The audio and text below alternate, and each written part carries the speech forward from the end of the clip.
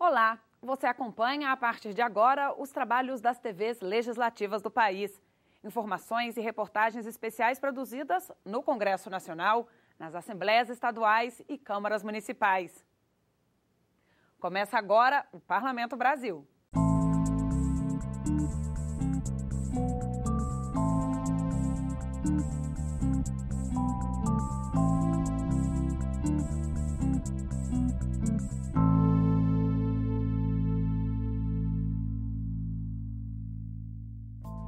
Você vai ver neste programa. No Piauí, uma audiência pública discute a terceirização.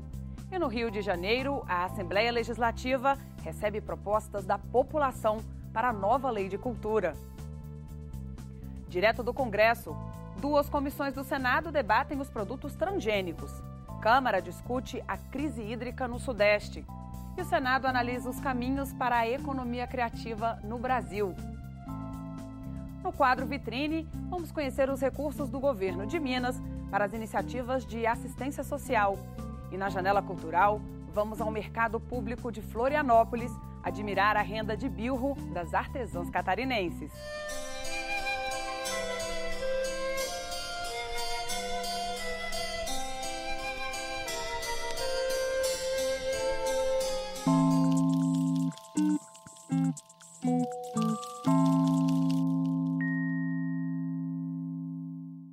Uma audiência pública da Comissão de Direitos Humanos do Senado foi feita na Assembleia Legislativa do Piauí.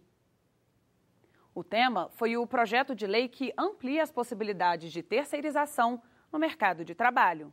Realizada no Cine Teatro da Assembleia Legislativa do Piauí, a audiência contou com a participação de diversos deputados estaduais, líderes sindicais e representantes do Ministério do Trabalho, além do senador petista do Rio Grande do Sul, Paulo Paim, articulador do movimento contra a terceirização. Esse é um debate que já vem tendo na Câmara Federal, por sinal já foi aprovada essa matéria, o projeto de terceirização, de abrir a terceirização para todos os setores. O que é a terceirização? É você permitir que uma empresa ou própria instituição pública, ao contratar um trabalhador, ela não contrata direto, ela contrata uma outra empresa que contrata o trabalhador. Essa audiência é super importante porque o senador Paulo Paim é o relator do PL que trata da terceirização no Senado. É necessário que haja uma regulamentação do trabalho terceirizado, mas da forma como está sendo proposta, que permite terceirização sem limite, isso poderá prejudicar a classe trabalhadora.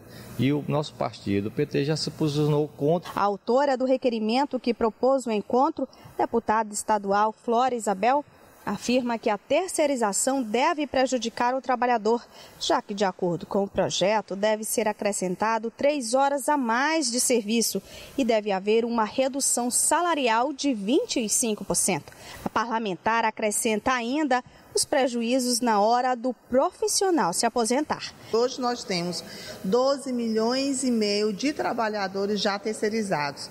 Com a aprovação do projeto, isso vai aí ampliar em torno de 50 milhões de trabalhadores. Por que nós somos contrários? Porque hoje os serviços terceirizados ele faz com que os trabalhadores ganhem em torno de 23% a menos do que os trabalhadores formais.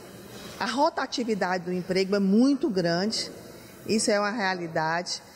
É importante dizer também que mesmo a presidenta Dilma e o presidente Lula tendo resgatado 50 milhões de trabalhadores no trabalho escravo, a grande maioria desses trabalhadores eram terceirizados, então é uma situação que nós não queremos. Em tramitação no Congresso Nacional, os líderes do movimento contra a terceirização já percorreram 13 estados brasileiros, debatendo com a população. Aqui no Piauí, eles buscam o apoio dos 3 senadores para votar contra o projeto. Segundo o senador, o PL 30 é uma agressão ao trabalhador. O PL número 30 da terceirização, ele foi aprovado na Câmara dos Deputados e se encontra no Senado. Lá, embora ficou 11 anos engavetado, numa questão de uma semana, 2, eles votaram sem um debate, sem que os deputados conhecessem com profundidade o que ele significa. Chegando no Senado, eu tomei, digamos, à frente desse debate, falei com o presidente da Casa e ajustamos que lá não será como foi na Câmara, lá no Senado não será votado de forma truculenta e que faríamos um bom debate sobre o tema. E já fizemos 3 sessões de debate lá no Senado, na minha Comissão de Direitos Humanos, e uma no próprio plenário do Senado da República. A partir daí, fizemos um grande encontro nacional no Petrônio Portela, com mais de 1.000 líderes, e tomamos a decisão de viajar ao país, pela gravidade desse projeto. No Rio de Janeiro, a Lei Estadual Cultura Viva está sendo elaborada com a contribuição dos cidadãos. A Comissão de Cultura da Alerj abriu um canal para receber sugestões da população via internet. A Comissão de Cultura da Alerj vai disponibilizar um e-mail para receber propostas de emendas ao projeto que cria a Lei Estadual de Cultura Viva. A aprovação da Lei Federal de Cultura Viva, que regulamentou os pontos de cultura no Brasil e transformou o que era uma política de governo em política de Estado, trouxe a necessidade de uma regulamentação também estadual. Na Alerj, o projeto de lei que cria o Programa Estadual Cultura Viva está tramitando na Casa desde 2012. A Comissão de Cultura realizou uma audiência pública para promover mudanças e atualizar o texto do projeto. Nós temos a Lei Nacional, que é a lei regulamentadora dos pontos de cultura, e com algumas lacunas. Então, a lei estadual visa também fazer a sua regulamentação na relação do Estado com os pontos de cultura, já que é quem seleciona as entidades e todos aqueles que atuam na cultura para ser ponto de cultura, para que a gente, nessas lacunas, possa aperfeiçoar a lei estadual e ter um instrumento que, de fato, seja um instrumento capaz de regulamentar os pontos de cultura, os pontões, e permitir com que você consiga ter o maior número de entidades agregadas pela lei. A sociedade está começando a se apropriar, né, do que é de fato a questão da lei.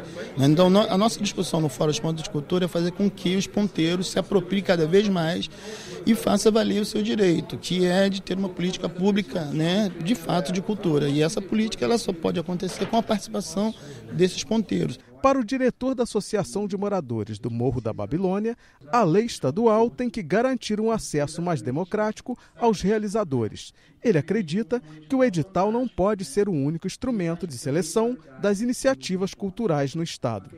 Há mecanismos de reconhecimento sem ser editais.